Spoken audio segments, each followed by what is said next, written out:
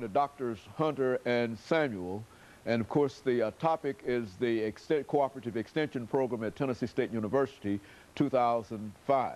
Of course, Dr. Hunter, we promised that we'd give you and Dr. Samuel an opportunity to talk about specific programs that you'd like to highlight in your specific area, in the area of home family life with you, and of course in the area of the 4-H club with Dr. Samuel. Let's start off by having you to talk about some of these programs, Dr. Samuel. Sure. I mean, Dr. Hunter. Well, that's okay. Well, you know. And you almost said home economics. Say home economics. Okay. And it used to be home economics. It okay. did. And some years back, the name was changed to Family and Consumer Sciences. Okay. And then with my component is focusing on family life. What we are also striving to do in Cooperative Extension, we build partnerships.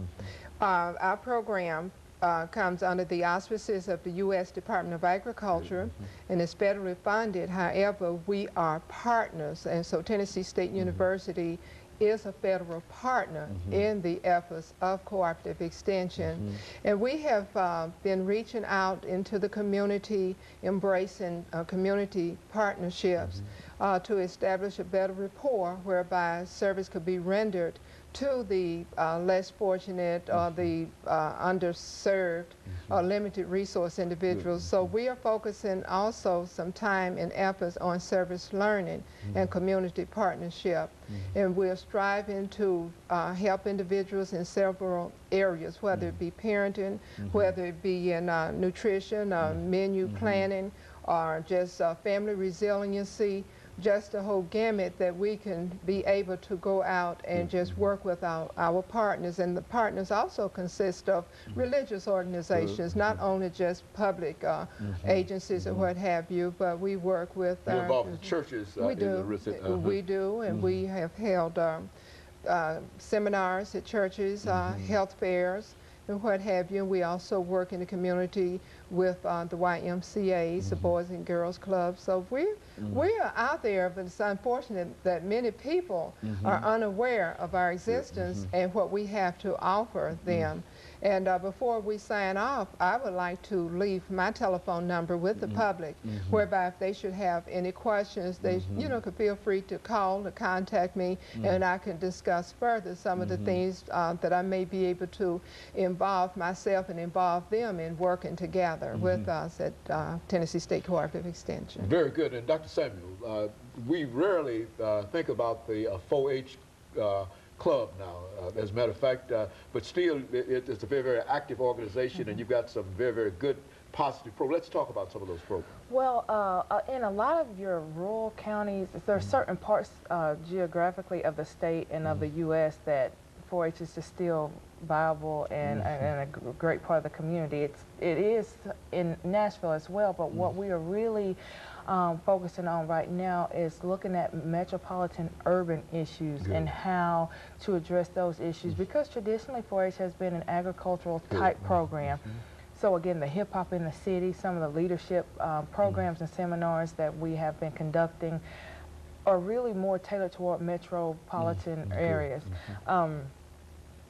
We have a great entrepreneurship program called Mini Society, in which they learn about economics, about government, citizenship, learn how to develop a marketing plan. We know that the vast majority of business owners are not minorities, especially U.S.-born minorities. When you see a minority owning a business, typically they have, you know, come over here from somewhere else. So what we're trying to get young people to do is start thinking about what are some of the talent, skills, and abilities that you have that you could either provide a product or a service with and sell that, and that has been very, very successful. They actually develop their own society to decide whether or not it's going to be, you know, autocratic or democratic, whether or not they're going to have a welfare system. So really to get them thinking about some of the social issues and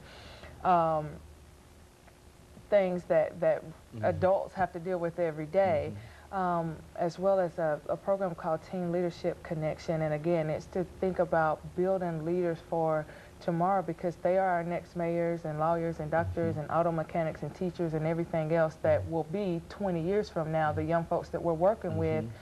We have to really prepare them and guide them and direct them in a way that they will be able to demonstrate and exemplify the leadership skills that they need.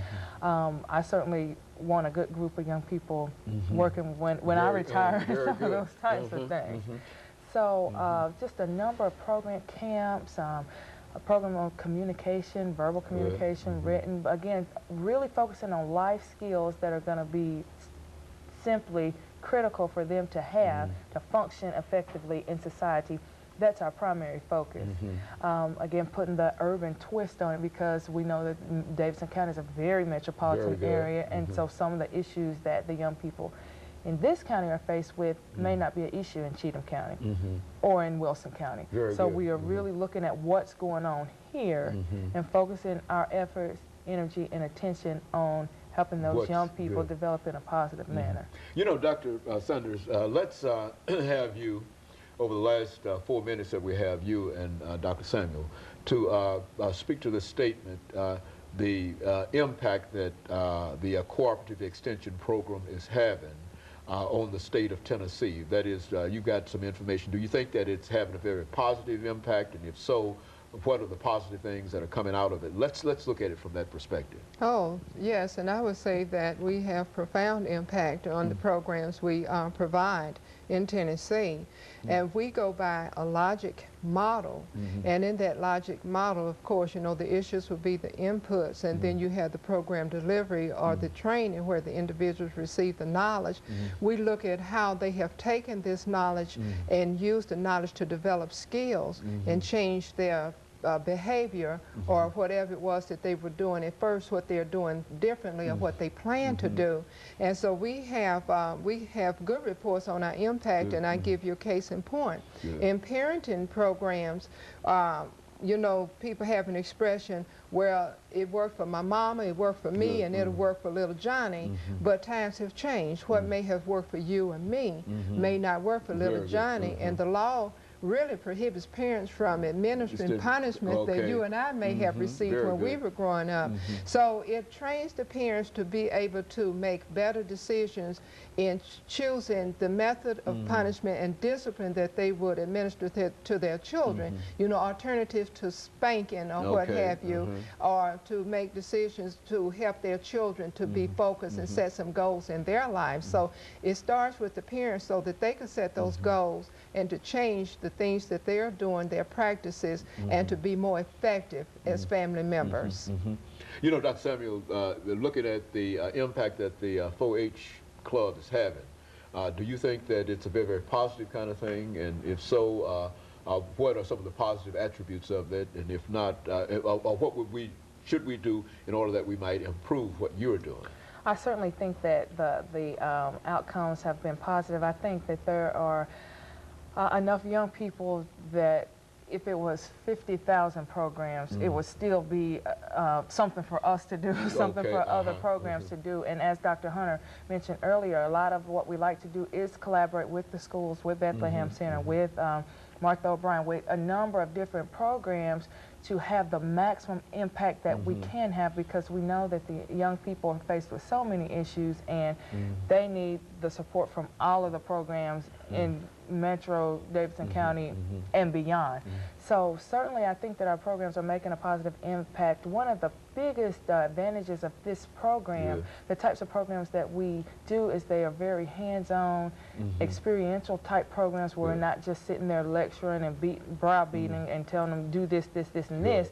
They are actually engaged in learning how to write checks, learning how to make a budget. Some of the things that some adults don't even know how. They will make a real difference in terms of their lives. Exactly. In a real sense. Exactly. That's exactly correct. And of course, we do have to provide impact statements at the end of the year to receive funding from the federal government. And Tennessee consistently stays on the high list, the kind of stellar list as far as the programming that we're doing in the state. So we are most proud of that. And so over the last half minute we have here, we could say that the cooperative extension program in 2005 in a real sense is doing what the cooperative extension program at Tennessee State University has been doing all along, but it's in a better position now to do more than it has done before. and that if it had the additional resources, I would imagine that probably comes through something like this, that you could probably do much, much more.